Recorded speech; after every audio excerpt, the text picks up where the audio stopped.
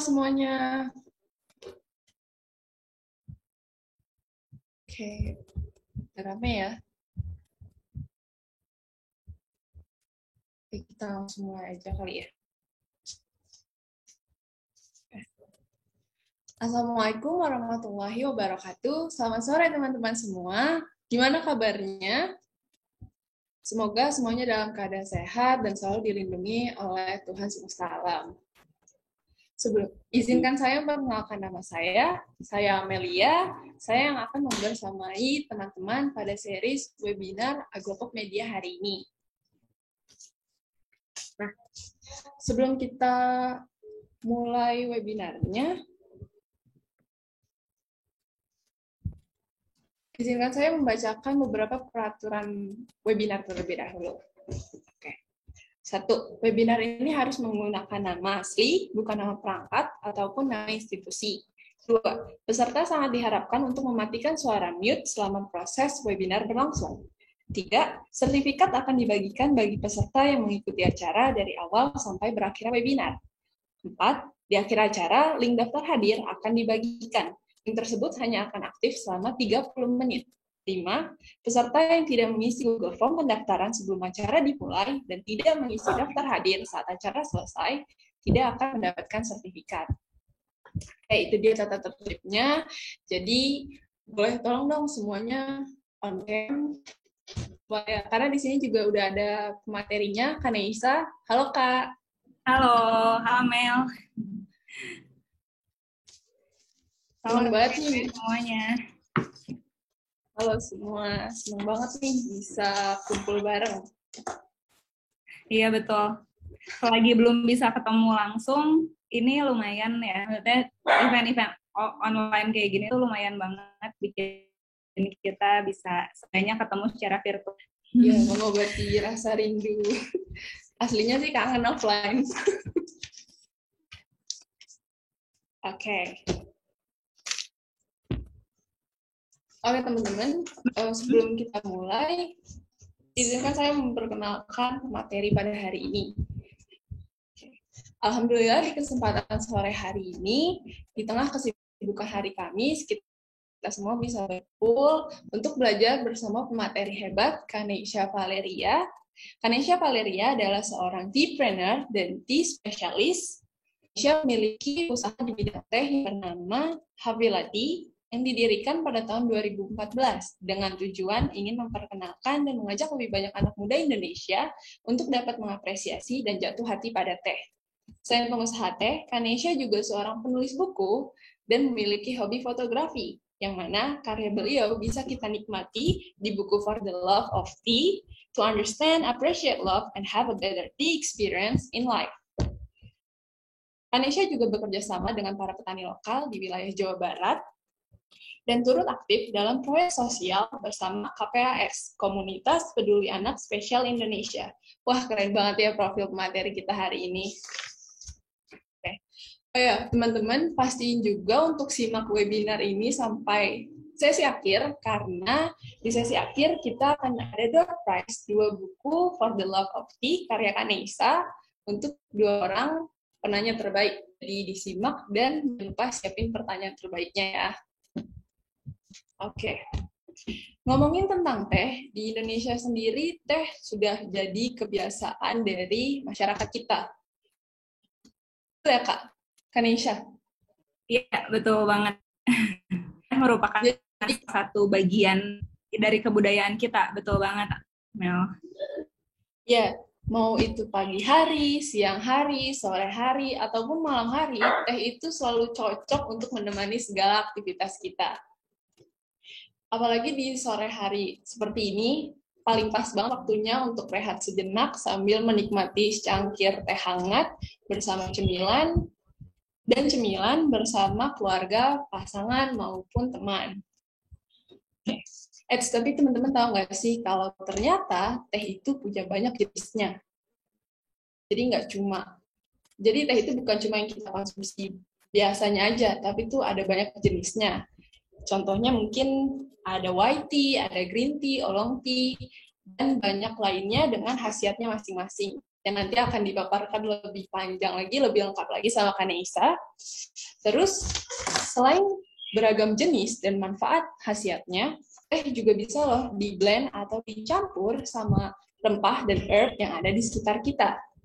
Yang mana selain kita mendapatkan sensasi unik, saat kita ngeblend, tubuh kita juga dapat khasiat yang lebih kompleks, lebih banyak. Namun, proses ini tidak bisa dilakukan secara sembarang karena pastinya ada teknik, cara, dan tips tersendiri untuk melakukan proses ini.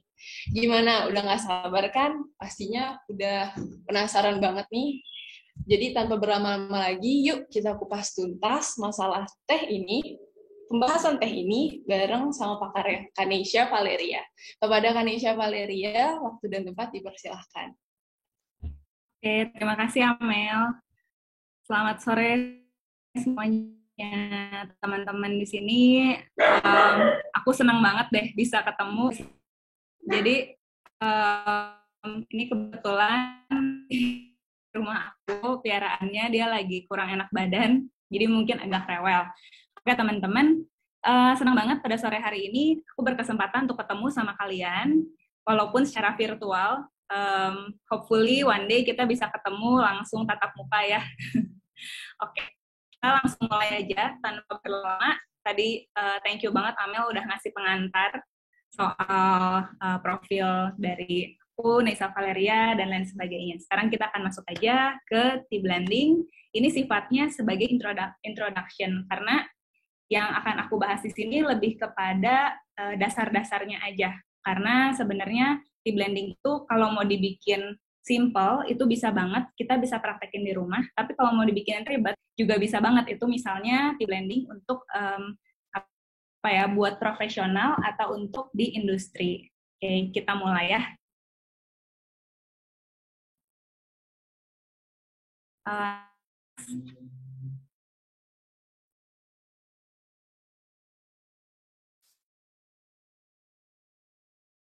Operator, minta tolong. Minta tolong next slide.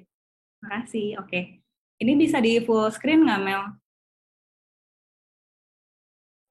Operatornya ini Kak, Agropop. Agropop ya? Ya, Mas Dika ya? Mas Dika. Bisa di full screen nggak, Mas?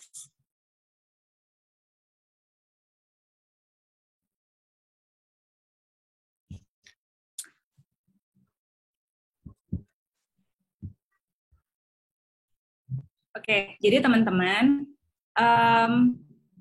teh itu sebenarnya walaupun kita suka dengar ada yang namanya teh hijau, ada teh hitam, ada teh putih, teh oolong, dan macam-macam jenis teh yang lain, teh itu berasal dari satu jenis tanaman yang sama, yaitu namanya adalah Camellia sinensis.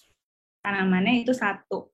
Ini tuh adalah salah satu fakta yang kalau orang baru pertama kali mengenal teh, termasuk fakta yang orang bilang mencengangkan kali ya, karena orang mikirnya kirain tanaman untuk teh hijau sama untuk teh hitam itu beda lagi. Padahal sebenarnya enggak, tanamannya itu sama. Nah, tanaman Camellia sinensis ini ada berbagai macam varietal. Nah, yang paling umum adalah Camellia sinensis var sinensis dan juga Camellia sinensis var assamica. Nah, Camellia sinensis var sinensis itu biasanya kita temukan pada teh-teh Cina. Mungkin teman-teman di sini ada yang udah pernah cobain ya, teh dari Cina atau teh dari Taiwan, di mana biasanya karakteristik daunnya itu lebih kecil-kecil, karena daunnya juga lebih muda, kemudian lebih lembut, dan tanamannya ini lebih tahan dingin karena hidup di negara-negara dengan iklim subtropis. Nah, sedangkan untuk Camellia sinensis var assamica itu adalah teh-teh yang bisa kita temui misalnya teh dari India, teh dari Sri Lanka, maupun di Indonesia dulunya awalnya itu banyaknya didominasi oleh Camellia sinensis var assamica, di mana karakteristik tanamannya itu daunnya lebih lebar-lebar, lebih besar, lebih keras, seperti itu. Oke, berikutnya. Oke. Ini kita bicara soal terroir. Terroir itu apa sih? Terroir itu adalah jawaban mengapa teh yang berasal dari lokasi yang berbeda akan memiliki karakteristik yang berbeda pula. Kalau dulu, kalau kita tarik ke belakang ya, pas kita belum terlalu mengenal teh, orang-orang masih belum banyak yang tahu tentang teh. kita masih berpikir bahwa emang apa sih bedanya teh dari sana, teh dari sini. Contoh teh Indonesia kok sama-sama teh Indonesia. Emang bedanya apa di Jawa Barat ditanamnya sama di Jawa Tengah. Nah, tapi setelah dicoba, oh iya ya, kok ternyata beda banget ya. Rasanya, kemudian aromanya, kok semuanya beda. Nah, itu jawabannya adalah terroir. Terroir itu apa aja sih? Aspek-aspeknya itu ada macam-macam dan berlapis. Contohnya unsur tanah, kemudian iklim, altitude, latitude, curah hujan, kemudian tingkat kesuburan tanah, kemudian ada makhluk hidup lain yang tumbuh atau hidup di daerah tersebut, mikroorganisme yang ada di situ, hingga praktik pertanian yang digunakan. Hal-hal tersebut akan sangat mempengaruhi bagaimana nanti hasil akhir dari teh yang ditanam di daerah tersebut. Gitu, makanya walaupun ya, contoh ya, teh Jepang itu kan punya aroma laut yang cukup tajam ya, yang khas banget gitu. Teh-teh Jepang, contoh kita bicara soal sencha, kemudian genmaicha, yang kayak gitu-gitu, teh Jepang punya aroma laut yang khas. Kenapa? Karena Jepang itu adalah negara kepulauan, sehingga perkebunan-perkebunan tehnya itu mempunyai jarak yang relatif dekat dengan laut atau dengan perairan. Gitu. Nah, walaupun misalnya kita di Jawa Barat sini nih, mencoba mereplikasi proses praktik pertanian di Jepang, apakah rasanya kira-kira bakal sama atau enggak? Nah, jawabannya bisa mendekati, tapi nggak akan bisa menyamai. Karena apa? Karena yaitu varietalnya beda, kemudian dipengaruhi juga dengan terroirnya. Gitu, terroir dari kondisi di Jawa Barat sama di Jepang pasti totally beda. Gitu. Oke, sekarang kita bisa next ke yang selanjutnya.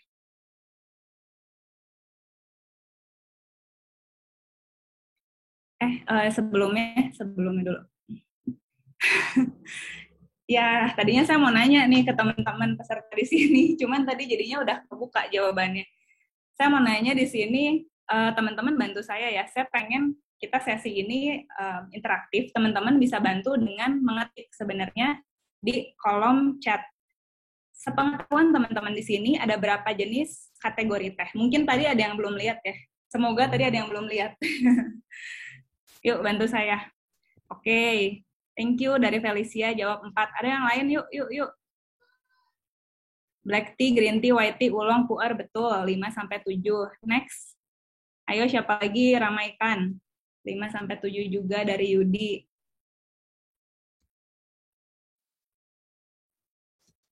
Ada lagi? Yang lain? Ayo Teh itu terbagi dari berapa kategori sih? 5, Kak. Oke, thank you, Gabriel. White tea, green tea, yellow tea, oolong, black tea, pu'er.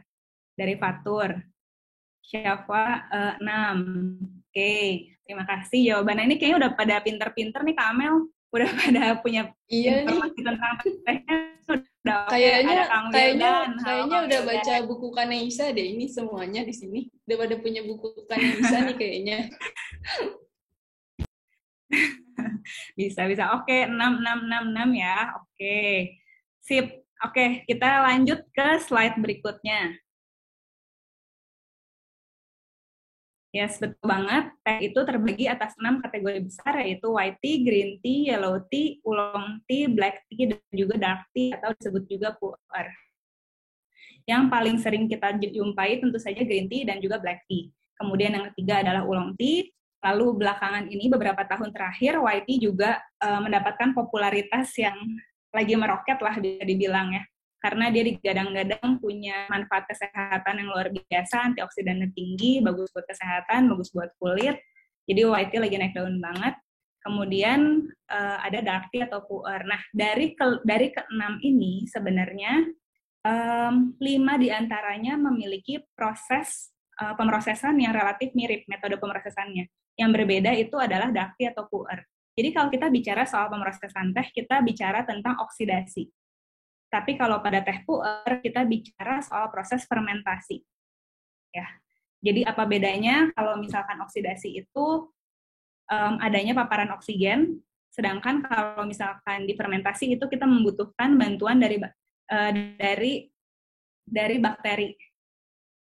Jadi dari itu yang membedakan antara teh pu'er dengan kategori teh lainnya. Kemudian teh pu'er juga salah satu kategori yang spesifik pada satu area tertentu, yaitu satu area di Cina, daerah Sichuan-Bana. Jadi teh yang boleh disebut sebagai teh pu'er hanya pohon ataupun daun teh yang berasal dari area itu. Ini sama sifatnya dengan seperti champagne di Perancis. Jadi walaupun kita misalnya nih ya, di Indonesia mau mencontoh cara pembuatannya, misalkan difermentasi kemudian dipres hingga membentuk seperti teh pu'er gitu ya, jadi lempengan, tapi tetap aja kita nggak bisa bilang itu sebagai teh pu'er. Gitu. Oke, berikutnya.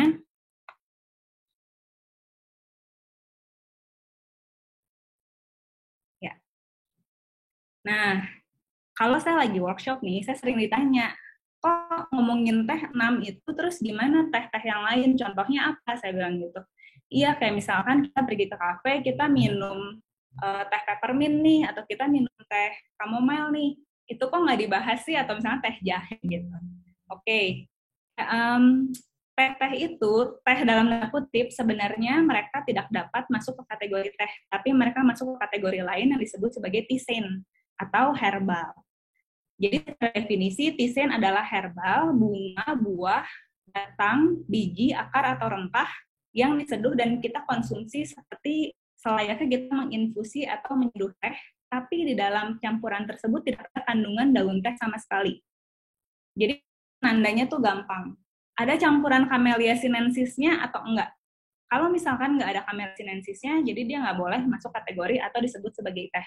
Tapi kalau misalkan ada bahan-bahan ini, tapi ada Camellia sinensisnya, maka dia bisa disebut, contoh ya, misalnya mencampur teh hijau dengan peppermint. Kita boleh sebut itu mint green tea gitu.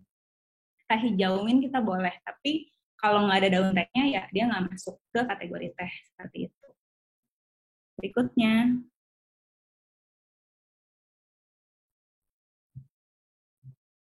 Sekarang kita bicara soal yang namanya single origin tea nih. Single origin tea itu apa sih? Nah, single origin adalah teh dari satu daerah yang diproduksi secara khusus di sebuah perkebunan atau di salah satu sub wilayah di suatu daerah atau negara. Sehingga biasanya teh single origin itu memang dinamakan sesuai dengan antara itu nama perkebunannya atau nama areanya gitu.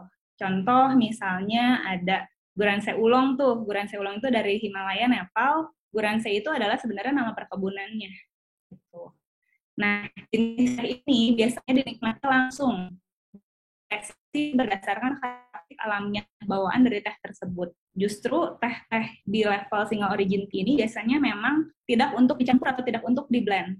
Karena kita justru ingin mengapresiasi keunikan dari unsur-unsur yang terdapat di dalam karakteristiknya. Contoh aromanya, rasanya, bentuk daunnya, warnanya, seperti itu. Oke, next. Kalau ada single origin tea, ada juga yang namanya blended tea. Nah, blended tea itu apa sih? Blended tea itu dapat diartikan sebagai teh yang dihasilkan dari pencampuran satu jenis teh atau lebih dengan bahan tambah lainnya. Bahan tambahannya itu bisa berupa apa saja, bisa berupa bunga, buah, herbal, maupun rempah-rempah. Nah, tadi kan ditulisnya sebagai teh dari pencampuran satu jenis teh atau lebih. Emang bisa ya kita tuh tea blending teh sama teh? Jawabannya bisa. Jadi mungkin kita mencampur teh sama teh. Nanti saya bakal cerita lebih lanjut di belakang. Nah, teman-teman mungkin ada yang berpikir, ini kita temanya teh blending tea at home, kok kita bahas teh dulu sih? Ya, karena gini, sebenarnya untuk kita masuk ke blending tea ya, kita harus punya pemahaman dulu yang fundamentalnya tentang teh. Jadi secara garis besarnya, seenggaknya teman-teman harus sudah punya pemahaman tentang teh. Berikutnya, kita bicara tentang popular tea blends in the world. Jadi, tea blending itu bukan hal baru sebenarnya.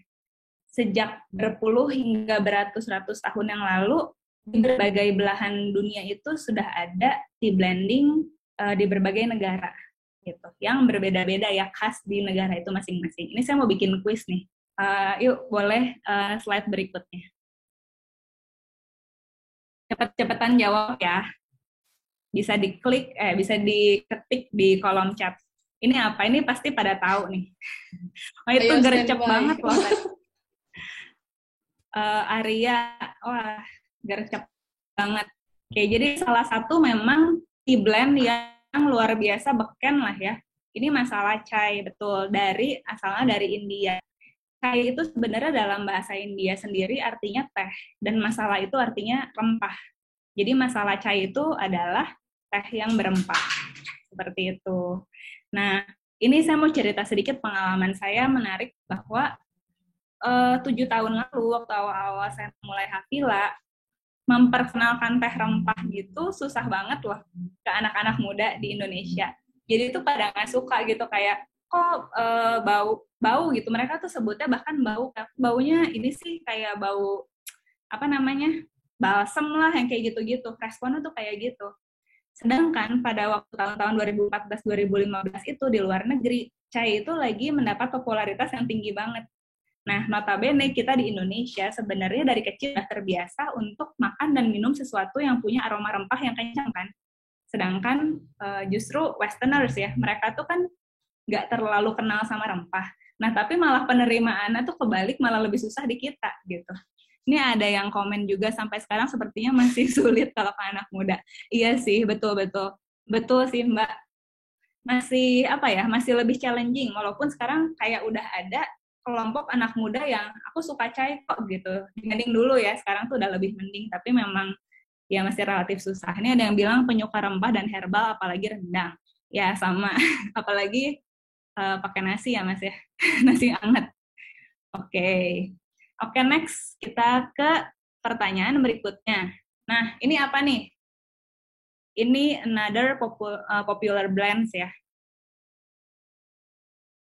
Oke, yuk dijawab yuk. Ayo standby di chatnya, ramein. Gen Maica, ya. Gen Maica dari mana?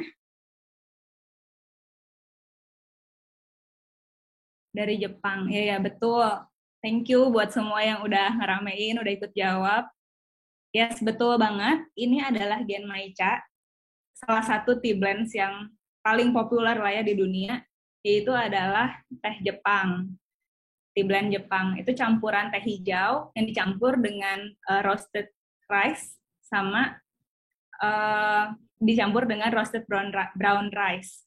Dia tuh jadinya punya perpaduan rasa yang menarik. Disebut biasanya sebagai kopi. Dia punya aroma yang apa ya, toasty gitu. Jadi unik karena dia memang biasanya base-nya itu adalah teh hijau sencha seperti itu. Oke, next. Tehnya Naruto. Oke, yuk lanjut. Nah, kalau ini apa nih teman-teman kira-kira? Moroccan Min dari Ivana. Thank you. Moroccan Min. Ini kayaknya langsung notice ya, karena lihat teko yang di belakangnya itu ya. Kayaknya teman-teman langsung kayak notice, oh ini sih kayaknya Moroccan Mint, selain karena daun mintnya yang ada dalam gelas, itu karena motif gelas dan juga teko yang ada di belakangnya. Ya betul, ini adalah Moroccan Mint. Ini juga salah satu tea blends yang paling populer di dunia. Berikutnya, ini soal yang terakhir. Oke, yang ini.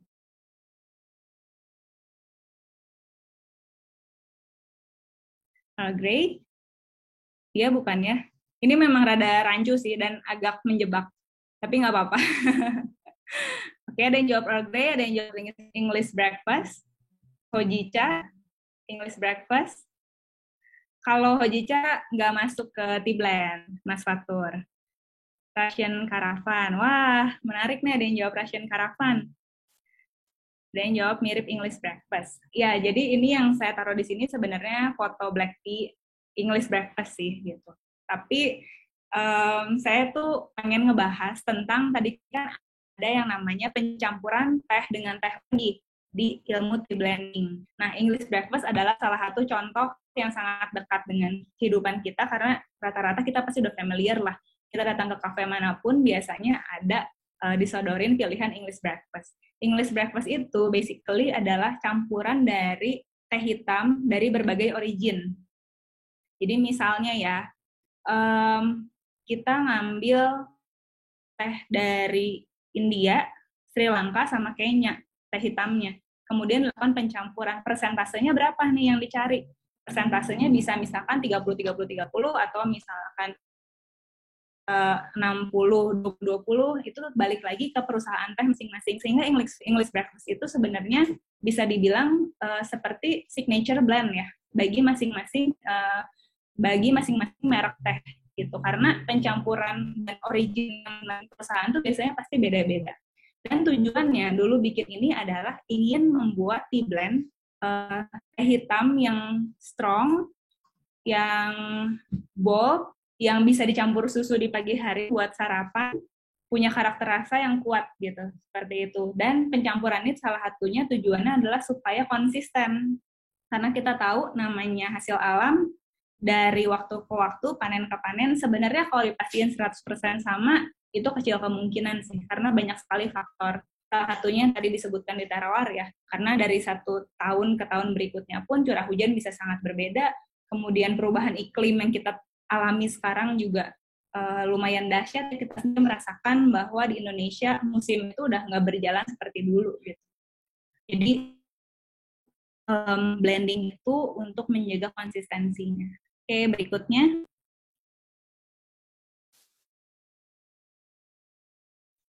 Ya, jadi ini beberapa daftar dari popular tea blends di dunia. Ada Masala Chai, ada Moroccan Mint, Jasmine Tea, English Breakfast, Earl Grey, Russian Caravan, Genmaicha, dan juga Irish Breakfast. Sebenarnya kalau untuk breakfast tea, pada akhirnya nggak cuman English Breakfast, nggak cuman Irish Breakfast, banyak bermunculan breakfast tea lainnya gitu dari berbagai negara. Salah satunya itu ada Korean Breakfast. Nah, Korean Breakfast itu dibuat pencampuran dari 12 teh hitam dari 12 kebun yang berbeda di Korea. Menarik kan? Kemudian teman-teman mungkin tahu di Australia itu ada satu brand teh namanya Titu. Titu itu punya banyak banget breakfast blend sesuai dengan negara bagian di Australia. Jadi ada Melbourne Breakfast, ada Sydney Breakfast, Tasmania Breakfast. Itu tuh karakternya beda-beda. Jadi actually breakfast tea itu ya kayak semua orang bisa create sih. Cuman ya itu tujuannya apa? Tujuannya adalah sebagai teh sarapan yang enak, aman juga ke perutnya. Teh hitam kan nggak ini ya nggak terlalu menstimulasi lambung. Kemudian bisa dicampur susu. Basicnya itu.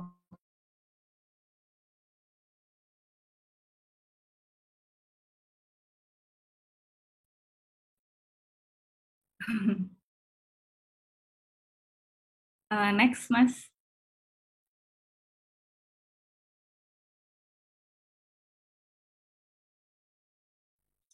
Nah, ini saya mau bahas sedikit aja. Ini di luar blending, ada namanya tea scenting atau aromatizing dan juga tea flavoring.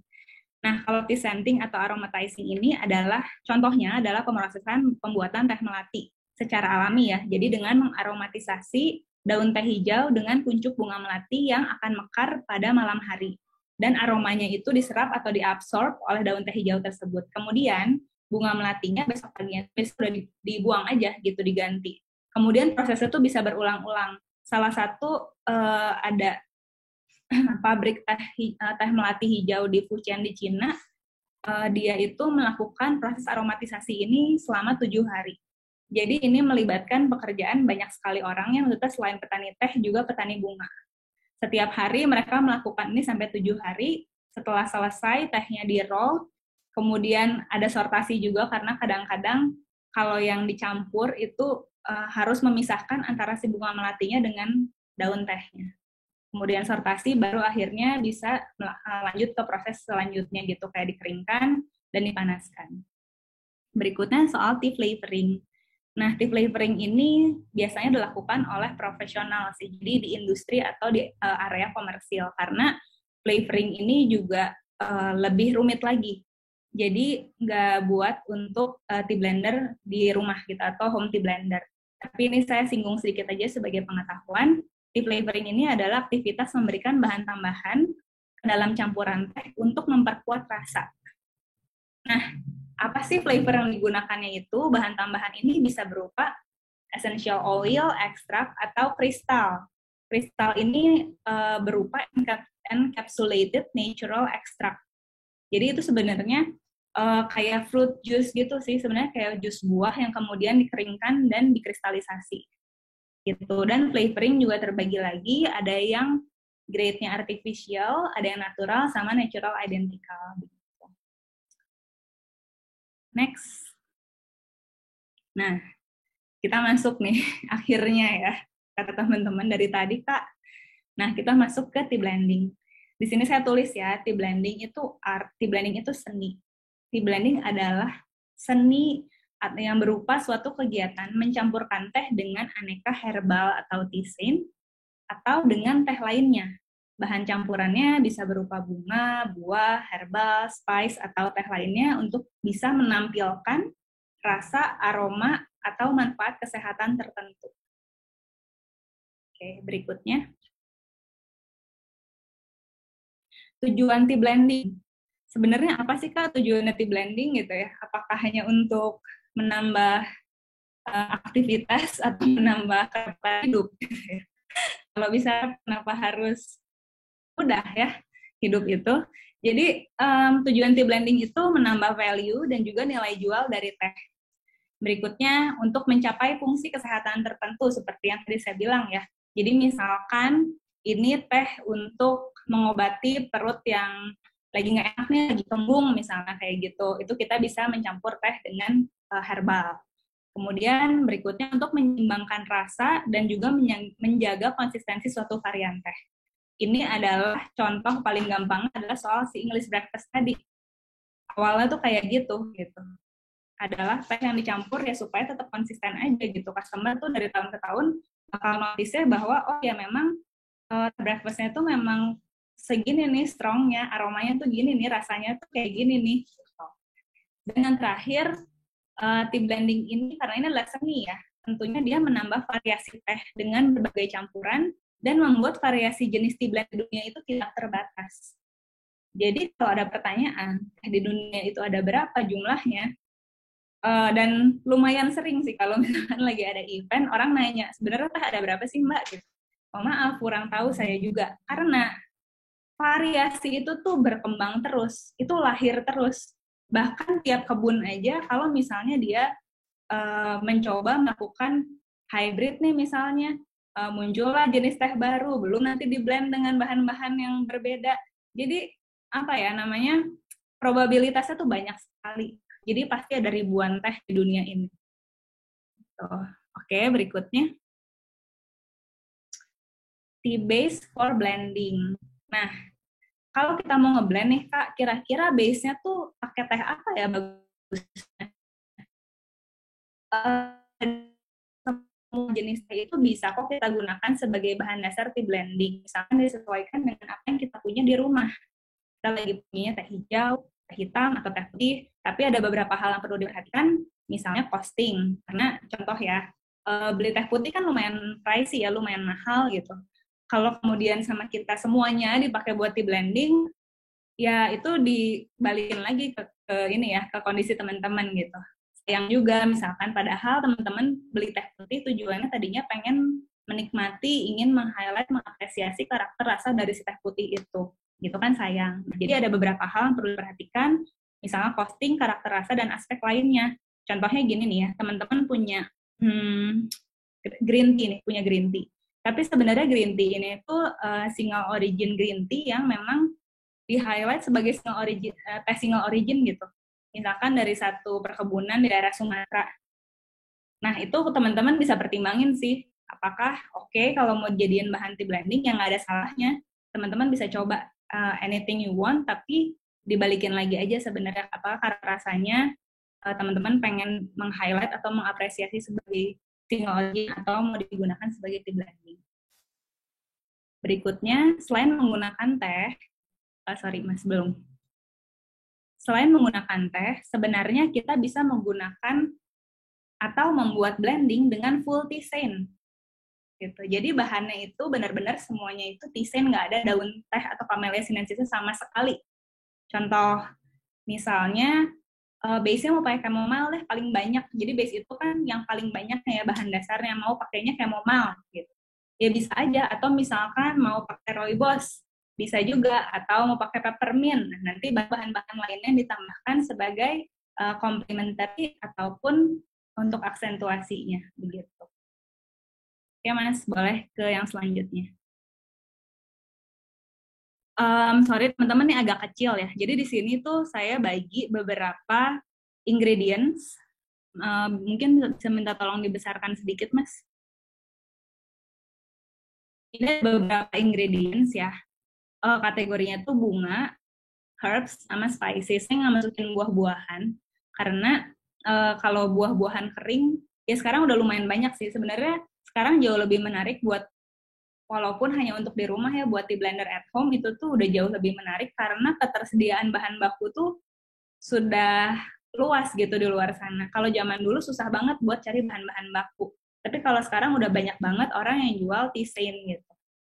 Di sini ada flowers, ini saya masukin bahan-bahan yang sering dipakai. Jadi kayak mawar, kemudian lavender, kemudian ada chamomile, ada marigold, ada hibiscus.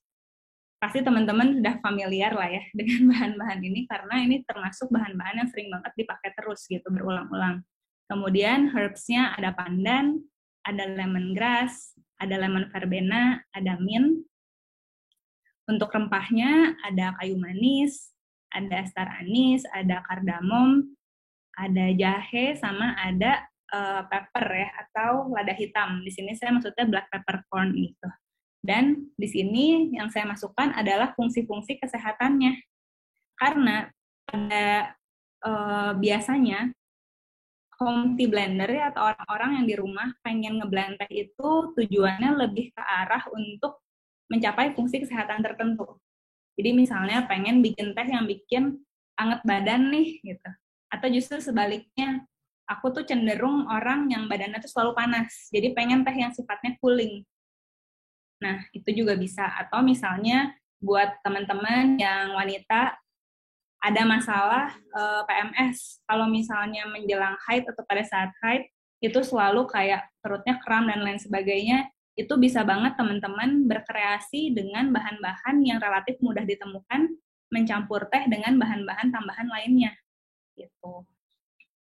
Ini nanti saya nggak akan masuk satu-satu ke sini, teman-teman bisa baca dan saya juga bisa share nanti slide-nya ke teman-teman. Kalau yang mau bisa minta ke ini ya, dari tim Agropop. Iya, bisa Kak, bisa. Terima kasih. Berikutnya, Mas. Nah, ini kita bicara soal kalau kita mau jadi home tea blender tuh butuh peralatannya apa aja sih? Saya tuh kadang sejujurnya ngomong tea blender gitu, karena kagok gitu sih. Soalnya kalau misalnya ngomongin blender, orang tuh suka nggak kebayang. Jadi kalau lagi ngobrol sama orang, ya saya juga tea blender. Orang tuh kebayangnya blender as in blender beneran, tau nggak? Jadi maksudnya gimana ya mbak blender gitu kan. Itu tuh sering banget saya ngalamin itu. Jadi orang tuh kayak maksudnya gimana mbak tuh blender gitu. Mungkin dia kebayangnya blender beneran buat ngejus gitu kan. Nah, jadi ini peralatannya lah ya kurang lebih. Timbangan digital ya. Sekarang juga saya tuh seneng karena makin kesini peralatan-peralatan kayak gini tuh udah lebih mudah dicari gitu. Di marketplace tuh banyak banget, kita tinggal pilih harganya dari yang paling murah sampai yang paling mahal tuh ada timbangan digital. Kalau bisa cari yang 2 angka di belakang koma ya. Soalnya kadang kalau misalkan 1 angka di belakang koma itu dia kurang sensitif gitu. Jadi kurang sensitif dalam arti pas kita masukin, karena kita buat di rumah ya, buat skala kecil gitu. Misalnya kita sekali ngeblend mungkin 10-20 gram. Kita masukin ingredients kayak cuman 3 gram tuh nggak kebaca di timbangan-timbangan yang kayak gitu. Jadi kalau bisa timbangan kecil aja nggak apa-apa. Gitu, timbangan digital yang kecil. Terus mangkuk stainless. Kenapa sih stainless? Karena stainless itu nggak nempel ya. Aroma bahan-bahan itu nggak akan jadi berbau. Ya timbangan emas, betul-betul. Ini sih saya ada nih. Yang kayak gini lah, yang kayak gini juga oke kok gitu. Cuman kalau bisa dikalibrasi juga sih, soalnya kadang-kadang kayak gini juga ada yang suka error gitu ya. Dibandingin sama timbangan yang rada gede, misalkan dikalibrasi, bener nggak nih sama. Kemudian sendok takar, ya sendok apapun sih sebenarnya itu yang teman-teman punya di rumah, sendok stainless nggak apa-apa. Masker, kenapa sih harus pakai masker selain karena COVID ya? Jadi sebenarnya banyak banget ingredients ya yang mengandung debu-debu halus nih. Contohnya kalau dites sendiri kayak white tea. White tea itu kan ada rambut-rambut halus ya. Kalau misalkan teman-teman baru buka terus digini-ginihin tuh si bungkusnya, itu tuh ada kok debu-debu halus dan itu lumayan bikin gatal baik ke mata maupun ke hidung. Kemudian beberapa ingredients contoh kayak lavender.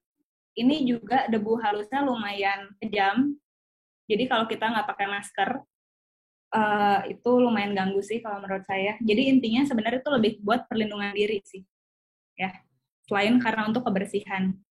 Walaupun ini buat di rumah, nanti yang minum kan saya sendiri Kak misalnya.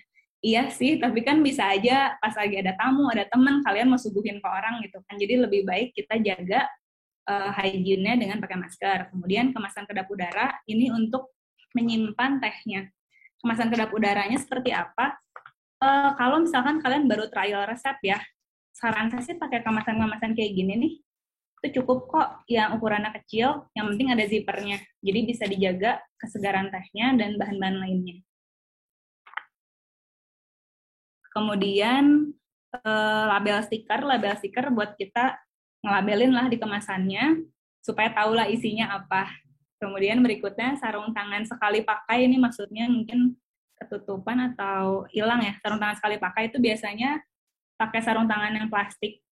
Memang nggak terlalu ramah lingkungan, cuman kalau pakai yang karet kadang ada baunya kalau kita megang beberapa ingredients nempel-nempel. Kemudian sama alat tulis. Nah, kenapa alat tulis? Ini saya juga mau ngajarin teman-teman ketika kita lagi coba-coba resep, itu harus selalu ditulis. Gitu. Harus selalu ditulis prosesnya. Jadi walaupun ini kita bukan bicara soal tea blending profesional ya buat di industri, tapi tetap aja karena apa nanti kita next dulu ke slide yang berikutnya, Mas. Oke, ternyata itu kayaknya ada yang itu nggak apa-apa. Ini saya ngasih beberapa notes ya. Apa yang harus diperhatikan bagi teman-teman ketika ingin bikin tea blends di rumah? Yang pertama, perhatikan kualitas bahan bakunya, gitu. Apakah kondisinya masih baik? Misalnya, kelopak bunganya tuh nggak layu, dalam arti warnanya masih bagus, gitu. Warnanya nggak berubah. Contoh ya, misalkan kayak mawar nih. Mawar merah. Nah, ini mawar merah. Kalau misalnya penyimpanan kita kurang baik, kadang-kadang si mawar merah ini bisa menguning gitu loh.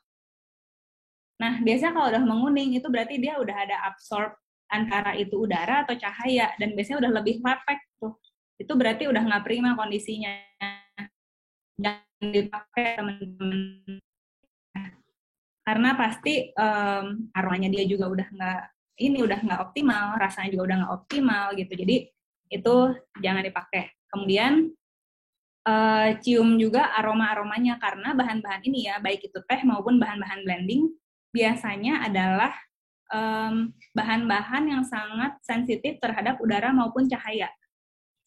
Di sini memang saya pakai kemasannya seperti ini. Kenapa? Karena saya sering banget makainya.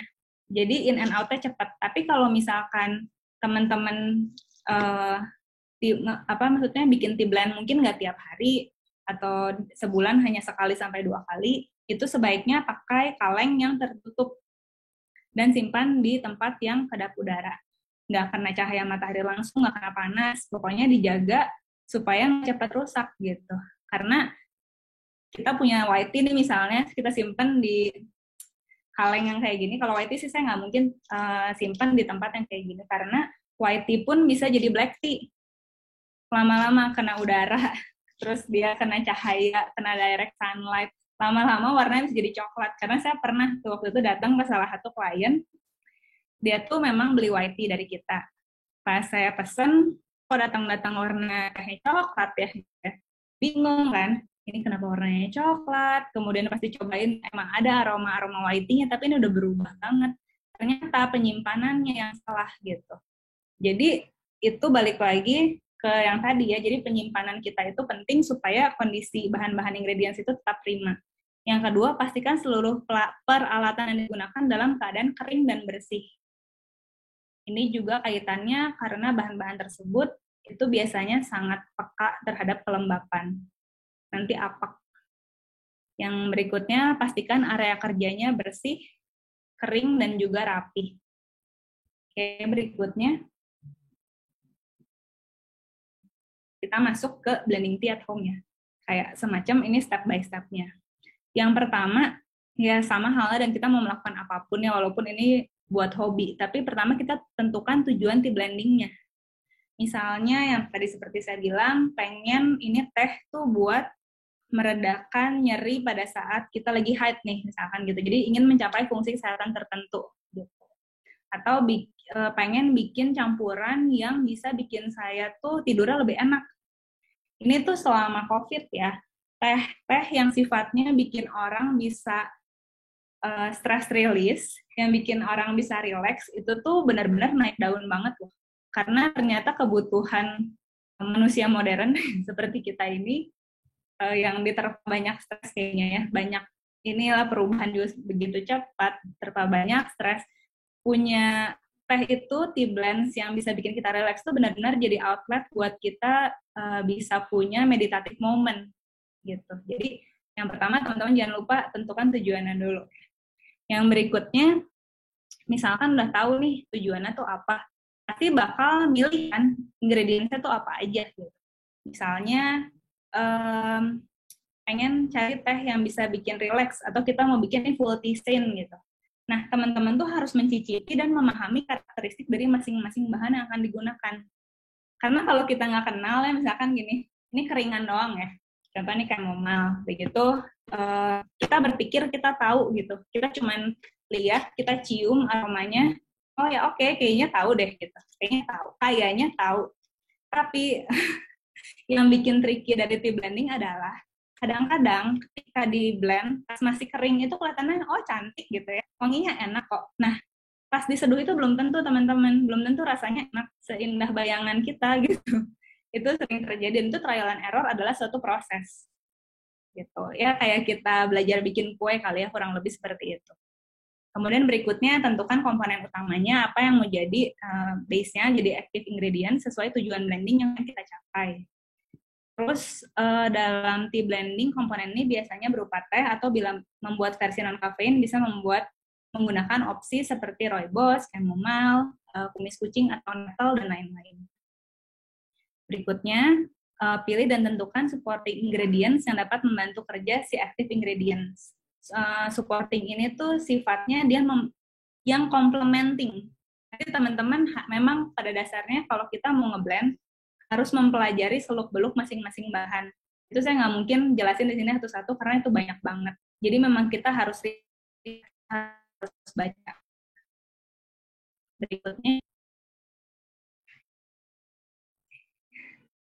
Berikutnya Mas. Oke. Berikutnya adalah kita bisa menambahkan complementary ingredients pada bagian akhir sebagai aksentuasi dari keseluruhan tea blend, atau juga berperan sebagai penyempurna rasa atau tampilan. Nah, tadi kalau teman-teman lihat di tabel yang tentang ingredients, ada satu ingredients itu namanya marigold. Sebenarnya calendula sih itu, saya lupa ganti. Karena zaman dulu sering banget ketukar-tukar antara marigold atau pot marigold. Pot marigold itu adalah calendula yang warna kuning kayak gini nih. Ya, ini kayak gini. Nah, ini tuh dia tuh termasuk bahan yang sifatnya tuh dekoratif. Dalam arti dia itu penyempurna tampilan. Secara aroma dia nggak terlalu berperan besar karena memang aromanya mild, secara rasa juga nggak terlalu. Dan biasanya penggunaannya juga bukan sebagai bahan utama ataupun bahan yang di tengah atau yang sebagai bukan supporting active ingredients. Jadi dia memang complementary. Selain pot marigold atau calendula tuh apalagi Kak, misalnya tuh kalau teman-teman tahu ada namanya blue cornflower. Cornflower itu juga termasuk dekoratif. Terus ada safflower, itu juga dekoratif. Dan sekarang juga banyak bunga-bunga lain. Senang banget di Indonesia udah mulai bermunculan tuh ini supplier bunga. Kayak misalkan ada bunga kosmos, elderflower, yang kayak gitu-gitu juga. Itu bisa kita gunakan baik sebagai supporting maupun complementary ingredients. Butterfly pea, oh ya. Kalau butterfly pea bisa jadi sebagai active ingredients dan juga bisa jadi supporting biasanya. Soalnya kalau kita jadiin butterfly pea sebagai complementary, biasanya mah warna birunya nggak akan tercapai tuh, kalah. Aku pernah soalnya dulu trial, kalau misalkan butterfly pea kita kurang komposisinya, itu tuh misalkan kita gabungin dia sama green tea tuh, nanti warnanya malah jadi butek gitu, birunya nggak tercapai. Kalau misalnya dianya terlalu sedikit ya. Berikutnya, penggunaan dan peran antar bahan satu dengan bahan lainnya dapat berganti atau bertukar dalam pembuatan tea blend yang berbeda. Iya betul. Jadi kalau misalnya ya teman-teman punya ingredients di rumah, katakanlah 5 aja. Dengan 5 ingredients yang teman-teman punya aja, misalnya punya bunga telang, punya chamomile, punya lavender, punya jahe, sama mint, udah bisa bikin macam-macam tuh, probabilitasnya buat jadi tea blend tuh udah banyak banget gitu dengan bahan-bahan tersebut. Yang bisa diatur adalah dari komposisi atau rasionya. Kemudian lakukan pencatatan tanggal, jenis bahan, dan komposisi antara satu bahan dengan bahan lainnya dengan seksama. Dan yang terakhir, setelah selesai di blend, biasanya saya selalu foto tuh kalau habis ngeblend, kemudian dicicipi, dicatat rasanya gimana. Nah, kalau misalkan teman-teman sudah cocok, tinggal dimasukin ke dalam wadah yang kedap udara tadi nih. Gitu.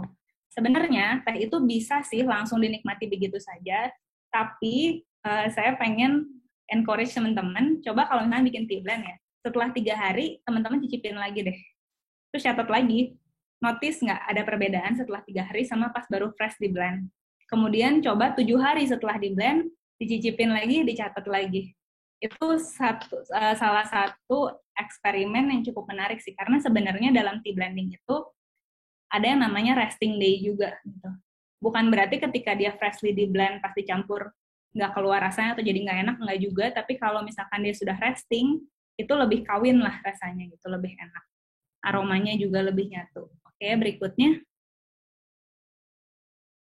Nah, di sini saya ngasih format ya, tea blending sheet. Di sini ada tanggal, nama teh, teman-teman nanti bisa bikin sendiri sebenarnya. Saya juga cuman pakai buku, ini buat trial and error saya tuh saya catat di buku biasanya, kalau saya punya ide-ide resep. Jadi tanggal, nama teh, jenis teh itu misalkan lebih ke arah, misalnya kita bikinnya nih blendnya tuh green tea, ya, jadi jenis tehnya itu ya teh hijau gitu. Kemudian deskripsi tehnya itu, ya itu mah gimana teman-teman lah, kreatifnya, misalkan mau dideskripsikan, mau dibikin ceritanya. Kalau saya lumayan senang sih bercerita dari tea blends gitu, jadi saya suka nulisin. Nah itu bisa juga jadi satu momen kayak semacam journaling yang meditatif ya. Kemudian komposisi bahan, ditulis gramasinya, totalnya, kemudian ini seduhan 1, seduhan 2. Jadi itu kita buat ngebandingin sih sebenarnya. Jadi seduhan 1 tuh pada saat dia baru beres di blend kita cobain, sama seduhan kedua itu setelah di resting gitu. Oke, berikutnya. Nah, Kak, kok saya harus nyatet-nyatet sih, kayak jadi banyak PR ya gitu ya. Mau ngeblend teh di rumah kok jadi kayak banyak PR ya. Apakah seorang tea blender rumahan tetap perlu menggunakan blending sheet? Pertanyaannya. Oke, silakan ke slide berikutnya, Mas. Jawabannya perlu. Kenapa? Supaya kita dapat mengulang kembali nih, kalau tea blendnya tuh enak. Karena biasanya kalau kita trial resep ya, itu tuh paling bikin 10 graman doang gitu, 10 gram. 10 gram mah bikin 5 kali juga udah habis gitu ya. Kalau kita nggak punya catatannya, kita ntar mulai lagi dari nol, kecuali kita ingat ya. Bagus kalau memang bisa ingat gitu. Cuman kalau kita lama-lama punya banyak resep, mungkin nggak semuanya kita bisa ingat, ya kan? Jadi perlu kita selalu punya dokumentasi. Yang berikutnya perlu juga karena dengan kita punya catatan, apabila hasilnya belum sesuai ekspektasi kita nih, kita jadi tahu apa nih harus disesuaiin nih, apa yang harus di-adjust, kita harus revisinya di bagian apanya nih, misalkan, aduh ini kok yang chamomile-nya sama si lavendernya tuh kencang banget ya, berarti yang berikutnya tadi yang pakai 2 gram, mungkin pakai 1 gram aja. Gitu. Oke, berikutnya. Ya ini blending time. Nah, tadinya saya tuh mau sambil ngeblend gitu, cuman karena agak nggak memungkinkan, saya akan buka langsung ke ini aja, sesi tanya jawab. Jadi kita sambil tanya jawab. Oke? Oke, yang mau bertanya silahkan raise hand, on cam, nyalain juga suaranya, di unmute.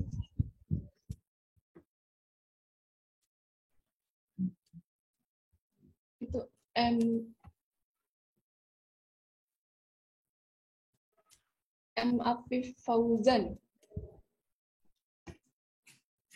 Wah, udah ada yang raise hand nih, Kak.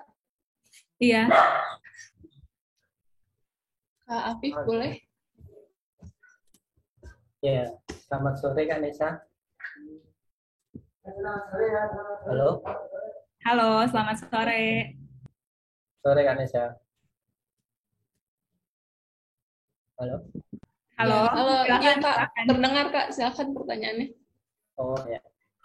Yang mau saya tanyakan, titik balik apa yang membuat Kak Nesya di sini mencintai teh dan seluk-beluknya gitu. Dan hal berharga apa yang bisa di-share agar tetap konsisten di dunia teh hingga saat ini ya. Terima kasih. Oke, Amel, kita sistemnya satu pertanyaan langsung jawab dulu kali ya, supaya nggak numpuk. Boleh, Gimana, boleh. Kak? Ya, boleh Kak, boleh. Boleh ya? Oke, terima kasih untuk pertanyaannya. Yang pertama, apa yang membuat saya jatuh hati sama teh ya? Ini agak susah kalau saya jelasin, maksudnya nggak ada alasan secara pasti kenapa saya suka sama teh. Saya memang suka gitu, dari dulu saya nggak benar-benar ingat sih tepatnya yang bikin saya suka tuh apa, tapi karena dari kecil, dari saya masih muda banget, saya udah suka banget minum teh. Ya itu kayak perasaan sukanya, akhirnya jatuh hatinya itu ya tumbuh begitu aja gitu dari waktu ke waktu. Kemudian apa yang bikin saya bertahan gitu ya di dunia teh? Simply karena menurut saya gini loh, dalam kita melakukan pekerjaan ya seperti ini, kita menjalani kehidupan sesuai passion kita, itu tuh nggak jauh beda sama kita menjalani relationship sama orang sih. Ya nggak sih? Mungkin teman-teman di sini yang juga yang udah mungkin masuk ke dunia teh atau di dunia lainnya, bukan dunia, maksudnya ya di bidang lainnya, di bidang lainnya juga mungkin setuju bahwa ini tuh kayak kita ngebangun relationship sama orang sebenarnya, gitu. Jadi yang buat saya bertahan adalah pada akhirnya karena saya udah jatuh hati, saya udah involved banget, saya nggak ada kepikiran lagi buat misalkan meninggalkan gitu loh. Sama sekali saya nggak ada kepikiran buat meninggalkan, yang ada malah saya pengennya bertumbuh gitu, pengennya berkembang di sini gitu, saya pengen bisa punya kontribusi lebih ke arah itu sih. Jadi kalau misalkan kita udah yakin ya, terus kita berkomitmen, saya rasa itu pasti bisa membuat kita bertahan. Itu menurut saya alasan paling tepat. Menarik kemarin ini saya sharing, saya sempat wawancara sama teman-teman dari Prasetya Mulia. Dia menanyakan challenge-nya apa sih Kak waktu awal-awal memulai bisnis teh gitu. Karena tahun 2014 itu pasti masih susah. Dan ya saya cerita betul waktu itu masih sangat menantang ya industrinya. Karena marketnya terbilang belum ada. Kalau misalnya karena bukan karena saya suka atau bukan karena saya emang udah cinta lah ibaratnya sama teh, itu mungkin saya udahan aja sih gitu. Jadi lebih ke arah komitmen kali ya, seperti itu. Ya, makasih Kak. Sama-sama. Udah klop ya Kak berarti sama teh. Oke, selanjutnya dari Kak Ambar. Kak Ambar Kusumawardani.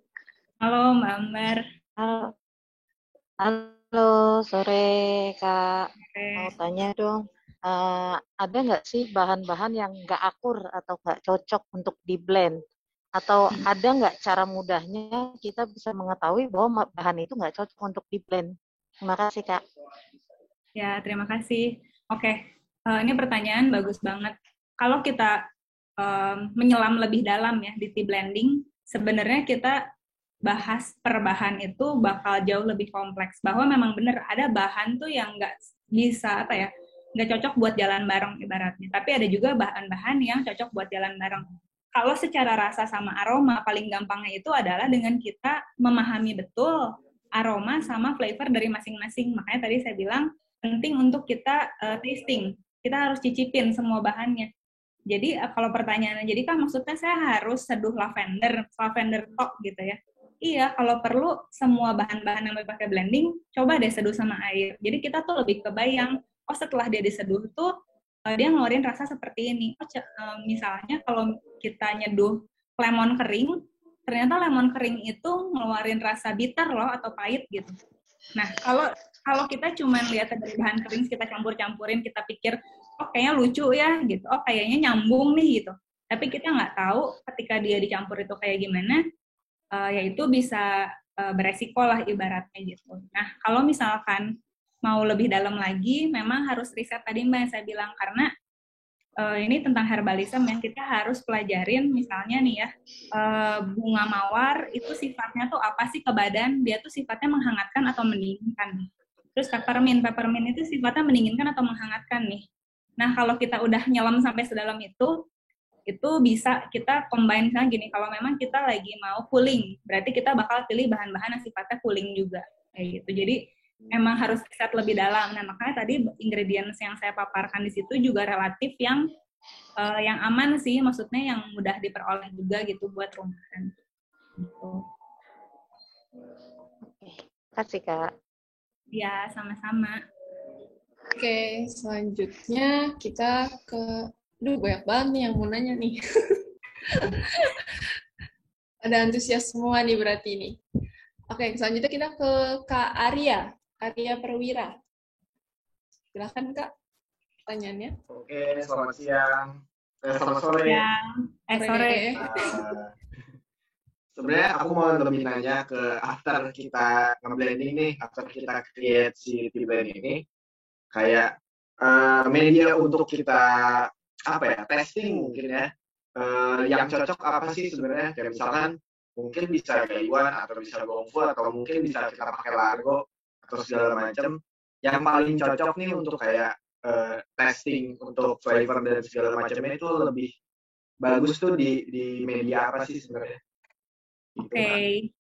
Biasanya kalau alat tea tasting atau tea cupping itu kan bahannya porselen tuh, karena memang dia itu sifatnya netral, atau bahan gelas juga bisa, gelas kaca. Gitu. Tapi itu sifatnya kalau misalnya buat lebih ke industri atau komersil. Kalau misalkan teman-teman di rumah pakai teko yang teman-teman punya juga sebenarnya itu nggak apa-apa gitu. Tapi kalau misalkan teman-teman memang mau masuk lebih dalam, terus mau invest di peralatan, misalkan beli tea cupping set gitu ya, tea cupping set yang bahan porselen atau bahan gelas, itu pasti akan jauh lebih baik. Kenapa biasanya pakai porselen? Porselen itu kan biasanya warna putih ya, jadi kita juga bisa menilai dengan lebih gamblang, oh warnanya bagus nih, soalnya kadang-kadang ada juga tea blend, misalkan pas seduh jadinya butak, itu juga bisa kan. Jadi oh ini warnanya clear nih, clarity-nya bagus, kayak gitu. Ya kalau bisa sih porselen, kalau enggak gelas ya. Makasih Kak. Sama-sama. Oke, selanjutnya kita beralih ke Kak Nova Aulia. Oke. Halo Kak Nesya. Halo. Ya, mau tanya, sebenarnya dari tea blend sendiri tuh ngukur originalitasnya tuh kayak gimana ya? Soalnya aku tuh kayak beberapa kali kayak kepikiran mau bikin tea blend pakai desain ABC, terus tiba-tiba kayak nge-googling, oh udah ada yang bikin nih ternyata resep kayak gini. Nah, itu gimana ya nilainya? Makasih. Terima kasih. Oh, ini menarik sih, Nova. Ini menurut aku agak susah diukur sih, kalau misalkan siapa duluan gitu ya. Tapi sebenarnya karena ini sifatnya seperti seni, ibaratnya selain seni ya, tea blender juga adalah sebagai chef. Aku suka bilang itu kayak chef juga gitu. Jadi walaupun ada resep yang sama dalam tanda kutip ya, tapi hasilnya tuh bakal beda. Contoh tadi kamu bilang kamu udah kepikir mau ngeblend pakai bahan ABC. Terus ternyata googling kok udah ada yang bikin, tapi pasti komposisi atau rasio yang kamu bikin sama orang itu punya, itu besar banget kemungkinannya bakal beda. Yang kamu itu bakal kamu banget, karena apa? Misalkan base teh yang kamu pakai aja udah pasti beda. Misalkan walaupun misal sama-sama green tea, tapi kan green tea yang kamu pakai sama dia pakai udah pasti beda. Udah gitu misalkan karakter rasa yang mau kamu tonjolkan juga belum tentu sama, sehingga menurut aku sah-sah aja kamu misalnya tetap bikin teh itu dan kamu namain dengan ya sesuai yang kamu pengen aja namanya, misalkan kamu beri nama apa gitu tea blendnya. Jadi Karena apa ya, kalau mau diukur siapa duluan itu agak susah ya. Kita nggak bisa menyelidiki semuanya satu persatu gitu. Jadi kalau misalkan kamu udah kepikiran mau bikin sesuatu, menurut aku bikin dulu aja. Nggak usah mikir apakah udah ada atau belum ada gitu. Coba bikin dulu aja, karena bisa jadi juga misalnya ya kamu bikin dengan 3 bahan itu, pas kamu cobain, oh kayaknya butuh aksentuasi lain nih, kamu tambahin sesuatu. Nah, dengan begitu aja udah beda yang punya kamu jadinya. Iya. Makasih, Kak. Sama-sama. Oke, next. Banyak banget nih. Di kolom chat juga banyak yang mau nanya. Oke, kita lanjut dulu ke Kak Ade Nur Aziza. Silahkan, Kak. Halo.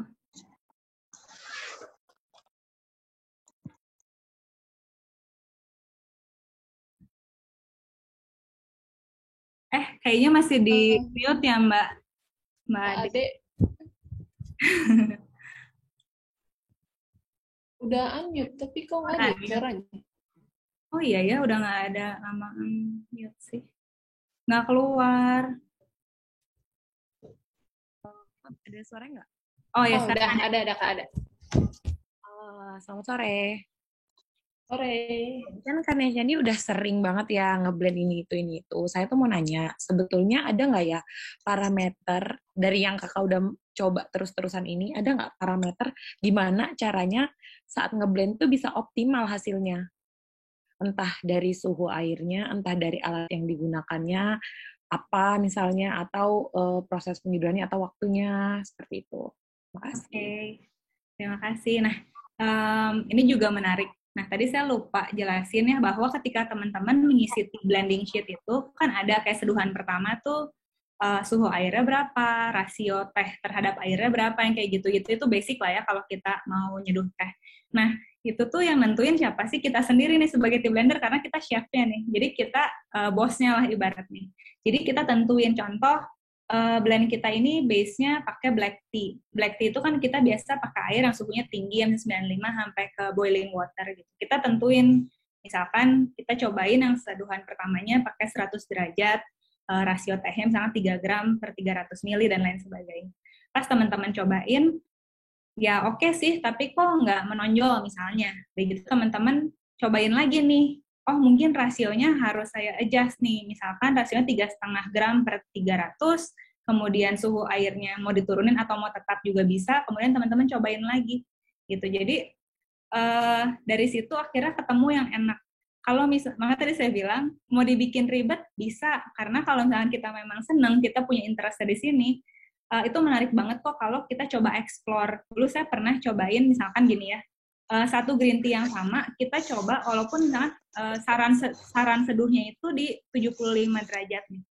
Kita cobain yuk dari seduhnya 75, 80, 85, rasanya beda nggak? Itu bisa beda banget loh. Karakter rasa yang keluarnya, aroma yang keluar yang bisa kita, sensori kita tangkap juga bisa beda banget. Jadi, gimana cara nentuinnya itu sebenarnya balik lagi gitu. Dan ini kan cukup subjektif ya, gitu. Bisa aja menurut Ade misalnya, menurut Mbak Ade yang enak tuh di suhu segini nih gitu. Apakah itu jadinya salah? Tentu saja enggak gitu. Ya kan? Tentu saja nggak salah. Misalnya kamu milih kalau gitu tea blend saya ini akan saya namain A. Kemudian cara seduhnya suhunya segini, rasionya segini, selama berapa menit gitu. Ya udah itu jadinya jadi patokan atau jadi takarannya untuk tea blend tersebut gitu. Dan kalau mau ngomong soal optimal, gimana biar optimal? Bisa dibilang sering latihan sih, karena ini kayak trial and error juga. Yang tadi saya bilang, kadang kita lihat tampilannya udah cakep ya, dicium keringnya udah enak nih, tapi diseduh belum tentu. Ternyata masih perlu banyak adjustment gitu. Dan semakin sering kita latihan, makin sering kita bikin tea blend, itu pasti jadi lebih terasah gitu, bahwa kita udah tahu, oh kalau misalkan komposisinya, contoh bunga lavender nih, bunga lavender kan strong banget. Kalau kita pakai kebanyakan bisa mumet kepala gitu, karena terlalu dia tuh bisa overpowering bahan-bahan lainnya gitu contoh. Lama-lama itu pasti bakal terasah. Terima kasih, Kak. Sama-sama. Oke. Kanisa, kita kelarin yang raise hand dulu aja kali ya, sebelum kita masuk ke chat. Oke, buat Kak Deni, dipersilahkan. Halo, halo Kak. Halo. Jalan-jalan sore ke Malaysia. Selamat sore Kanesya. Wah, berpantun. Oke, selamat sore Mas Denny. Kanesya, mau nanya dong, lebih baik kalau misalnya kita memulai tea blend itu, apa kita campurin bahan yang banyak dulu, baru kita bagi berapa gram, atau kita mulai dengan kayak tea base green tea 1 gram, 2 gram, terus tambahannya 1 gram untuk 1 cupping tea. Itu lebih baik yang mana ya? Nah, lebih baik biasanya ya, kalau saya selalu bikin itu per resep itu biasanya kalau trial tuh 10 gram. Kenapa? Soalnya gampang ngitungnya. Ya, 100% itu 10 gram. Biasanya itu yang paling pertama dimasukin tuh pasti si active ingredients-nya sih. Jadi base-nya, apa yang paling banyak bakal kita pakai itu dulu, kemudian masuk ke supporting, jadi yang tengah-tengah komposisi lainnya, yang tengah-tengah secara komposisinya lumayan banyak kita pakai, baru terakhir yang sifatnya itu dia hanya melengkapi yang dicampur terakhir. Biasanya seperti itu. Nah, sebagai catatan juga, biasanya ya, nggak selalu, tapi biasanya ketika kita ngeblend dalam takaran kecil sama kita ngeblend ke takaran besar, itu tuh nggak bisa serta-merta kita langsung kali. Contoh ya, kita ngeblend 10 gram demikian, terus kita nggak bisa buat bikin 1 kilo langsung kita kali, berarti kali 100 gitu. Itu nggak bisa. Nanti pasti pas kita ngeblend dalam komposisi jumlah besar, itu akan ada adjustment lagi. Seperti itu. Jadi, penting untuk trial and test. Itu selalu, itu sebenarnya kuncinya sih, trial, test, dan selalu catat. Oh, berarti kalau dari 10 gram itu, kita mau cupping untuk per 200 ml-nya 3 gram, itu tinggal dibagi aja ya dari 10 gram itu. Iya, nah udah gitu biasanya aku tuh, kan ada tanggalnya tuh, kita catat di sini. Jadi selain di sheet-nya, di label sini kita juga catat, misalkan nih kita bikinnya hari ini tanggal 21 Oktober. Kenapa? Walaupun misalnya kita cuma ngetes 2 kali, jadi cuma kepake 6 gram, kita masih punya 4 gram. Ya nggak apa-apa, karena bisa aja ntar kita mau ngebandingin lagi. Ini tuh sebenarnya kadang-kadang ya, trial kita itu adalah aset berharga sih. Itu kan histori perjalanan kita ya, dari kita bikin tea blend pertama kali, atau misalkan akhirnya ini jadi final product tuh mungkin setelah kita bikin percobaan ketiga atau misalkan kelima gitu. Kita bisa bandingin nih, oh pas pertama tuh gini nih, pas terakhir akhirnya kita mencapainya yang kita pengen tuh berapa, segimana gitu. Kira-kira seperti itu sih. Oke, dari Bekasi ke Malaysia. Makasih Kanesya. Mantap, kreatif banget, pakai pantun. Keren. Oke, selanjutnya kita move on ke pertanyaan yang ada di kolom chat. Dari Kak Wildan. Untuk blending, apakah ketika membuat blend, Teh Nesya lebih sering mulai dari cerita dari tea blend-nya dulu atau tujuan karakter rasa yang dikejar? Terima kasih. Mungkin maksudnya ini kali. Ya. Coba sambil lihat dulu ya, aku scroll. Mungkin maksudnya ini kali ya, apakah cerita komposisi tea blend-nya, apa karakter rasa yang dikejar kali ya Kak? Mungkin. Bisa sih, nah ini bisa, nggak tentu sih Kang Wildan, jadi bisa misalnya ketika aku bikin wellness blend, kalau wellness blend udah pasti kita bikin, maksudnya gini, kalau bikin wellness blend, kemungkinan besar pasti kita menentukan tujuannya dulu nih, wellness-nya itu mau dari sisi mananya sih, gitu. Jadi pasti tujuannya dulu, dari situ baru kita breakdown, kita turunin ingredients-nya yang cocok buat tujuan kesehatan itu misalkan apa gitu ya. Tapi kalau misalkan untuk blend-blend lain, contoh misalnya untuk blend occasion tertentu, contoh buat lebaran. Itu tuh aku biasanya mulai dari cerita dulu sih. Aku pengen menimbulkan atau pengen membangkitkan perasaan apa sih pada orang yang minum teh ini saat disajikan di hari raya gitu. Jadi berangkatnya tuh dari hal-hal seperti itu, bisa baru dari situ aku breakdown, oh kira-kira karakter ingredients yang cocok buat membangkitkan rasa itu tuh ada apa aja ya gitu. Jadi bisa keduanya sih, nggak kaku kok itu. Oke, jadi bisa dari cerita, bisa dari rasa yang dikejar. Tergantung tujuannya ya Kak?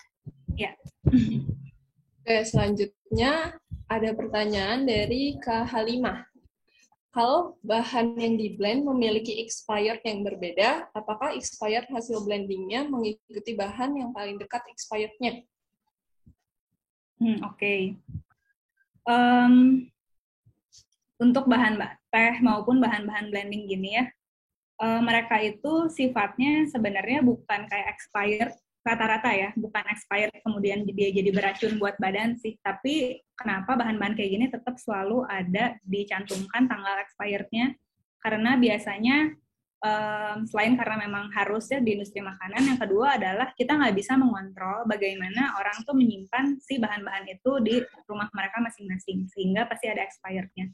Karena contoh 1-2 tahun rata-rata, ya kan, expirednya itu. Karena seiring berjalannya waktu, kita udah buka tutup, udara udah masuk, udah gitu penyimpanannya, misalkan udah kena cahaya dan lain sebagainya, itu pasti kualitasnya akan turun. Jadi pasti ada degradasi dari segi kualitas. Lebih ke arah itu, bukan dia misalkan jadi beracun bagi tubuh, kecuali ada perubahan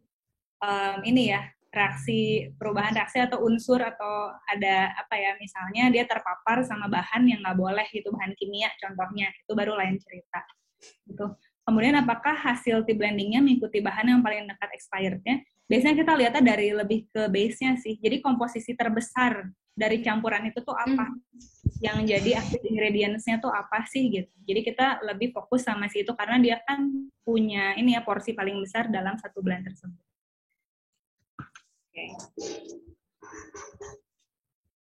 Oke, berarti udah terjawab ya untuk pertanyaan Kak Halimah. Ini masih ada beberapa pertanyaan lagi, nggak apa-apa Kak, mau dibacain aja? Boleh. Ini antusiasmenya tinggi banget nih teman-teman hari ini. Oke, selanjutnya ada dari Angela. Setiap tea base, misal black tea atau green tea, ada grade-nya, misal orange pekoe, broken pekoe, dan sebagainya. Bagusnya untuk buat tea blending pakai grade apa ya, Kak? Oke, terima kasih pertanyaannya, Angela ya. Jadi gini, ya, untuk kita milih teh, memang betul kita harus tahu soal grading juga ya. Tapi untuk kita mau milih yang mana, sebenarnya itu benar-benar balik lagi sama kita sih gitu. Dan disesuaikan juga sama bahan pendukung yang akan kita gunakan untuk ngeblend. Contoh gini, dalam tea blending itu ada satu unsur, bahan-bahannya itu harus seragam, uniform gitu dalam arti ukurannya. Karena apa? Kalau misalkan bahan-bahannya ukurannya terlalu nggak uniform atau terlalu beda jauh, kalau pas kita nyendok, itu kita nggak bisa dapat semua komponennya. Sebenarnya itu secara logikanya seperti itu. Kebayang nggak sih kalau misalkan ada yang daun tehnya itu kecil-kecil banget, tapi dia dicampurinnya sama buah naga atau sunkist gitu. Jadi kalau kita nyendokin atasnya itu cuma dapat buah-buahannya doang, sedangkan si tehnya tuh pasti dia mengendap atau ada di bagian bawah semua gitu. Jadi itulah kenapa biasanya kita sesuaiin sih sebenarnya kita mau nyampur dia sama apa. Kalau misalkan kita pakai BOP gitu ya, BOP itu kan dia juga cenderung bubuk ya. Kita pakai BOP, tapi kita mau bikin BOP ini untuk jadi chai contohnya.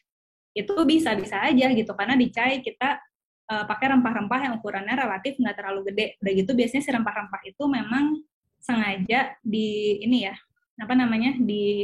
bukan dihancurkan, tapi agak dibejek supaya si oilsnya, si aroma dan rasanya itu lebih keluar.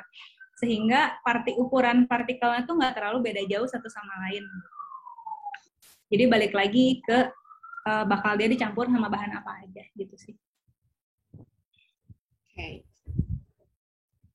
Oke, selanjutnya kita masih ada tiga pertanyaan lagi. Selanjutnya ada dari Septania. Mau tanya gimana menurut Neisa tentang tea blend yang menggunakan permen, marshmallow, dan lain-lain. Oke, ini tuh lebih sifatnya, halo Septania. Jadi yang tea blend kayak gini tuh biasanya tea blend yang lebih fancy, lebih festive gitu-gitu ya. Kita juga pernah sih pakai marshmallow waktu itu buat ngeblend. Ya sah-sah aja sih, cuman memang harus ada beberapa hal yang dipertimbangkan ya, soalnya kan si permen, marshmallow, dan yang ini tuh ada gulanya. Jadi mungkin itu kita harus disclaimer, satu harus ada informasi ke customer, terus yang kedua harus tahu apa konsekuensinya kita pakai bahan-bahan itu. Contoh, kalau misalkan pakai marshmallow, itu harus make sure karena ketika diseduh, itu biasanya dia tuh warna si tehnya itu bakal jadi nggak terlalu clear gitu. Karena si marshmallow itu kan, apa ya, mungkin jadi agak kayak ada putih-putihnya gitu loh, kayak susu larut gitu lah, semacam itu. Jadi harus diperhatikan apakah itu adalah hasil yang memang ingin dilakukan atau ingin dicapai. Kalau enggak, ya jangan gunakan bahan-bahan tersebut. Kemudian, teh ini kan sebenarnya bisa diminum oleh orang vegetarian juga vegan. Tapi kalau kita pakai bahan-bahan contoh kayak marshmallow, berarti teman-teman yang punya diet tertentu, itu sebenarnya jadinya nggak bisa konsum. Atau teman-teman yang misalkan memang jaga gula, jadinya nggak bisa konsum. Lebih ke arah itu sih. Sudah terjawab ya Kak Stefania pertanyaannya. Selanjutnya kita ada pertanyaan dari Kak Alin. Halo Kak Neisa, saya mau tanya, kebetulan aku suka banget sama peach tea dan udah coba berbagai brand. Lalu aku mau coba buat sendiri di rumah, tapi pas aku googling mostly pakai essence. Untuk meracik fruit tea, in this case peach, apakah bisa pakai buah kering dibanding pakai essence peach? Thank you, Kanesa. Oke, terima kasih pertanyaannya Halin. Nah, gini, ini menarik sih. Kalau kita ngomongin soal mencampur teh dengan buah, kita memang nggak bisa ekspektasi, apalagi pure ya, benar-benar buah kering sama teh, kita tuh nggak bisa ekspektasi bakal keluar rasa atau aroma dari buah itu seoptimal itulah gitu. Itu tuh kecil kemungkinan, kecuali untuk beberapa buah yang emang dia strong ya. Contoh kayak citrus, jadi lemon, sunkiss itu masih mungkin gitu. Tapi kayak misalkan strawberry kering gitu atau peach kering, itu kecil kemungkinan banget walaupun kita pakai takarannya banyak, mau sebanyak apa gitu kita pakai supaya bisa keluar aroma dan juga rasa peach-nya gitu. Jadi ini agak sulit menuju nggak mungkin sebenarnya kita bisa create aroma atau rasa sekencang buah aslinya di teh tanpa adanya bantuan agen lain, contoh seperti flavoring.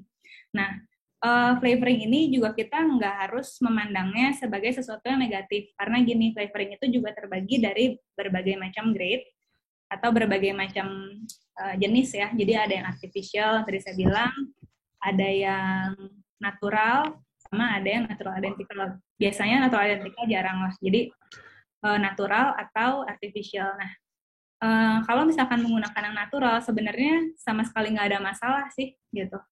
Karena itu benar-benar harganya pun bisa berkali-kali lipat tuh kalau pakai yang natural. Jadi karena dia benar-benar mengekstraksi dari buah-buahan atau dari sumber aslinya, seperti itu.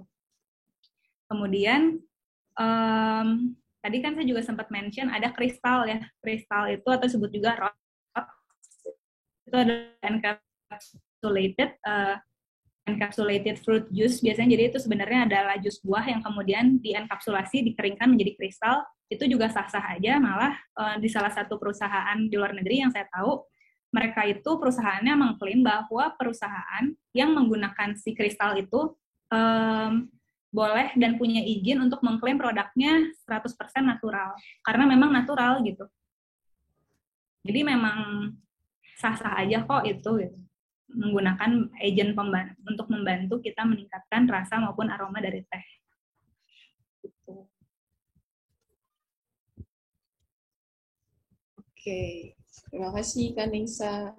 Selanjutnya ada pertanyaan dari Kak Aulia. Halo Kak, aku mau bertanya, karakteristik yang termasuk complement ingredients itu apa aja ya? Oke, kalau buat complement biasanya dia itu humble, jadi nggak terlalu ada aromanya, nggak terlalu ada rasanya, nggak terlalu signifikan, lebih ke arah itu, makanya dia disebut sebagai complement atau melengkapi saja gitu. Oke, berarti sudah terjawab ya Kak Alin. Kak Nisa, ini izin ada satu pertanyaan lagi. Boleh. Oke, pertanyaan terakhir ya dari Kak Trio Leonardo. Halo Kak Nisa, aku mau tanya, sebenarnya better untuk tea blend itu dihidangkan panas atau dingin menggunakan es? Karena ada beberapa orang yang menggunakan es, bukannya itu flavor dari tea blend-nya jadi berkurang ya. Terima kasih. Oke, terima kasih pertanyaannya. Jadi, better itu dihidangkan panas atau dingin sebenarnya balik lagi sih ke personal preference. Jadi, subjektif banget kalau menurut aku. Dan buat teh itu kan kita bisa pilih ya, misalkan suasana atau cuacanya hari ini lagi panas, kita lagi pengen menikmati dingin, atau sebaliknya, ya. Ya, putus-putus. Suaranya di aku nggak ada ya? Oh iya, coba. Tes. Kedengeran nggak? Oh Ada. iya, ada Kak. Oke, jadi yaitu menurut aku lebih baik disajikan panas atau dingin tuh balik lagi ke personal preference dan situasi atau kondisi kita pada saat itu kita lagi pengen menikmati panas atau dingin. Nah, kalau dibilang apakah setelah menggunakan es flavornya jadi berkurang, tentu saja karena jadinya si tehnya itu jadi dilute dengan es batu, sehingga pasti bakal jadi lebih encer. Nah, triknya tuh apa? Triknya bisa macam-macam. Contoh, satu, kita bisa menyeduhnya itu dengan teknik cold brew misalnya. Salah satunya kelebihan teknik cold brew adalah dia tuh nggak bikin teh kita jadi encer, ya kan? Kalau misalkan kita pakai es batu, udah pasti larutan teh kita jadi encer banget gitu. Atau yang kedua, kita bisa membuat seduhan yang sangat pekat. Sehingga pas dimasukin es batu, itu dia tuh masih moderat lah. Jadi nggak sampai jadi encer. Kalau kata orang Sunda mah jadi cawerang gitu ya. Karena ya kebanyakan gitu komposisi airnya dibandingin si tehnya gitu. Jadi itu bisa di-adjust kok. Teh itu nggak serumit dan nggak sesusah itu kalau menurut aku. Jadi walaupun tadi kedengarannya kok ada ribet-ribetnya, tapi semuanya bisa di-adjust sesuai dengan kebutuhan kita, kondisi kita, dan kesukaan kita masing-masing. Sunda Pride, yes. Watery, ya betul-betul. Nah itu tuh bahasa kerennya watery. Oke, pertanyaan dari Trio Leonardo untuk sesi tanya kita hari ini. Sekali lagi terima kasih banyak untuk Kak Neisa atas pemaparan materinya. Kita pastinya dapat ilmu banyak banget hari ini. Terus untuk teman-teman nanti akan ada tes. Untuk teman-teman nanti akan ada link absensi, jangan lupa diisi supaya bisa akses sertifikatnya. Sekali lagi terima kasih banyak untuk Kak Neisa atas pemaparan materinya yang luar biasa ini. Bahkan udah hampir melampaui waktunya ini. Sejatinya bisa aku simpulkan ya Kak, kalau ternyata bentar, mana ya tadi? Kalau ternyata tea blend itu adalah proses bereksplorasi dengan alam menggunakan teh atau herb atau benda-benda yang ada di sekitar kita dengan tujuan untuk kesehatan tertentu dan membuat jumlah teh dan tisen di dunia ini unlimited. Benar nggak, Kak? Betul banget. Dengan adanya proses tea blending. Oke. Oh ya, seperti yang tadi udah aku janjiin, di akhir sesi kita akan ada door prize, 2 buku karya Kak Neisa, For the Love of Tea. Nah, tadi kan banyak banget nih teman-teman yang antusias nanya nih, Kak. Kira-kira Kak Neisa nih boleh pilih 2 penanya terbaik supaya bisa dapat hadiah door prize buku karya Kakak.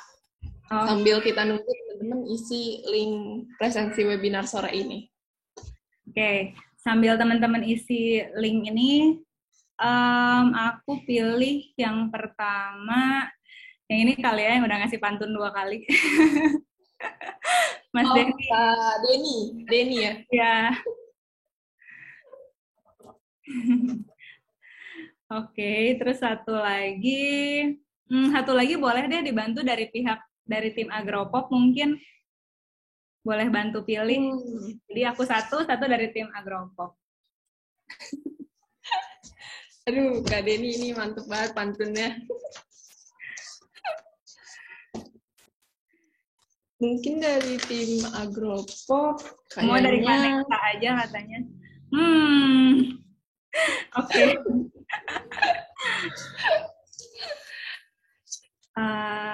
oh ya udah ya. Oke, ntar ya. Tadi aku ingat ada satu.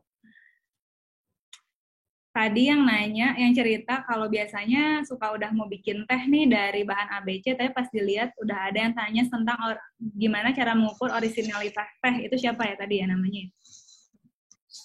Yang gimana cara tahu originalitas Tizen atau T-Blend ya, Kak? Iya. Kanova Aulia. Iya. Oke, satu lagi itu deh. Oke, berarti selamat kepada Kak Denny dan Kak Nova Aulia yang sudah menangkan door prize buku For the Love of Tea karya Kak Neisa Valeria. Kak Denny seneng banget kayaknya. Oke, teman-teman jangan lupa diisi absennya. Sekali lagi terima kasih banyak Kak Neisa untuk ilmunya yang sangat bermanfaat untuk kita semua. Terima kasih juga untuk teman-teman yang sudah mengikuti sesi webinar ini sampai akhir. Semoga ilmu yang kita dapat bisa bermanfaat dan bisa kita praktekin di rumah. Ya. Saya sebagai moderator mohon maaf kalau ada salah-salah kata. Mohon pamit undur diri. Sampai berjumpa di webinar Agropop. Mel. Tadi aku ngajakin foto bareng on cam, terus minta tolong dibantu share dong. Oke. Boleh. Oke. Ya kita foto bareng dulu deh. Oh ya, untuk pemenang door prize nanti akan dihubungi sama tim Agropop Media ya. Jadi standby. Ayo semuanya bisa on cam. Ayo. Yang rapi. Ada 3 halaman ya, berarti ini ya, standby terus senyumnya ya. Iya. Ya Kak, aku juga nggak tahu nih masanya. yang jepret dari Agropopnya. Oh, dari Agropop ya, ya udah. Mas, dihitung dong, Mas. Ayo semuanya standby, senyum. 1, 2, 3. 1, 2, 3. Oke. Udah, Mas? Udah, teman-teman. Ya, 3-nya ya. Oke, terima kasih semua teman-teman udah hadir sore hari ini. Thank you banget. Sampai ketemu di kesempatan selanjutnya. Ya, makasih banyak semuanya. Selamat sore, sampai jumpa lagi di webinar Agropop lainnya. Wassalamualaikum warahmatullahi wabarakatuh. Selamat lanjutkan aktivitas semuanya. Dan saya juga. Ya, makasih Amel, makasih Agropop. Bye.